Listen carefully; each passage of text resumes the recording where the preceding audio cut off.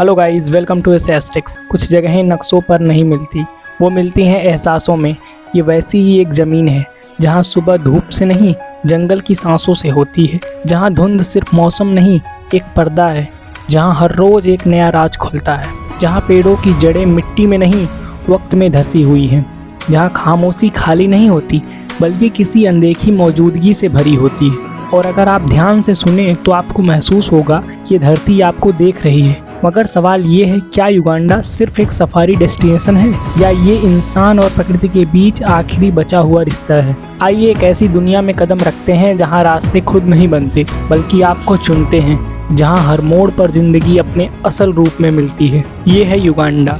Uganda east Africa का एक नगीना, जिसे पर्ल ऑफ अफ्रीका भी कहा जाता है। इसकी राजधानी कंपाला है, एक ऐसा शहर जो आधुनिकता और परंपरा के बीच खड़ा है।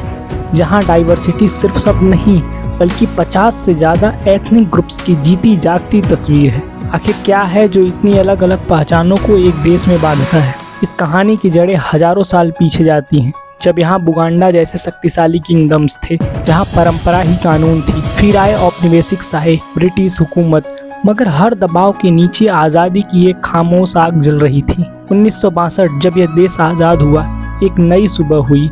मगर क्या हर सुबह सुकून लेकर आती है? आज़ादी के बाद युगांडा का सफ़र आसान नहीं था। इदी अमीन का दौर, खौफ, खामोशी और टूटी हुई जिंदगियां। इतिहास का एक ऐसा पन्ना जिसे भुलाना आसान नहीं हो, मगर हर अंधेरा हमेशा के लिए नहीं होता। और युगांडा फिर धीरे से खड़ा हुआ। आज युगांडा एक रिपब्लिक है, मगर सियासत अब भी सवालों से घिरी है। लंबे समय से एक ही नेतृत्व, स्थिरता या ठहराव? क्या आवाम की आवाज़ सच में उतनी मजबूत है जितनी सुनाई देती है? युगांडा झीलों, नदियों और पहाड़ों की धरती है। लेक विक्टोरिया अफ्रीका की सबसे बड़ी झील यहीं पे है। यहाँ से निकलती है नाइल नदी की एक धारा। रेवेंजोरी माउंटेन्स ऑफ द मून, जहाँ बर्फ इक्वेटर के पास भी जमी रहती है। विवेंडी इम्पेनेट्रेबल फॉरेस्ट, एक जंगल नहीं एक रहस्य है, जहाँ माउंटेन्स गोरिल्लास आज भी इंसानों से दूर अपनी दुनिया में ही जीते हैं।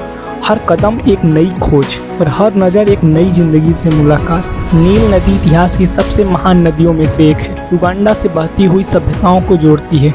जिंजा, जिनका स्रोत माना जाता है। एडवेंचर, राफ्टिंग, मगर इसी पानी ने संघर्ष भी देखा है। खूबसूरती और सच्चाई यहाँ साथ साथ बहती है। कंपाला सिर्फ एक राजधानी नहीं है, एक धड़कन है। ट्रैफिक, मार्केट और भागती हुई जिंदगी, मगर साथ में अर्बन चैलेंजेस। यही है युगांडा का चेहरा। युगांडा की संस्कृति रंगों, ताल और जज्बातों से भरी है। ट्रेडिशनल ड्रम्स, ट्राइबल डांस, हर रिदम एक कहानी सुनाती है। यहाँ मेहमान अजनबी नहीं होता, बल्कि अपना बन जाता है। युगांडा की इकोनॉमी कृषि पर टिकी हुई है। कॉफी इसकी पहचान है। धीरे धीरे टेक्नोलॉजी और सर्विसेज नई दिशा दे रहे हैं, मगर गरीबी और असमानता अब भी एक सच्चाई है। युगांडा दुनिया के सबसे युवा देशों में से एक। पॉपुलेशन का एक बड़ा हिस्सा 25 साल से कम उम्र का है। बायोडाइवर्सिटी दुनिया में सबसे समृद्ध और आवाम मजबूत, मुस्कुराती और उम्मीद से भरी है। तो ये था युगांडा, एक ऐसी जमीन जहाँ प्रकृति सिर्फ देखी नहीं महसूस की जाती है, जहाँ इतिहास किताबों में नहीं लोगों की आंखों में जिंदा है। मगर सवाल अब भी बाकी है, क्या युगांडा अपनी असली कहानी दुनिया को पूरी तरह बता पाएगा?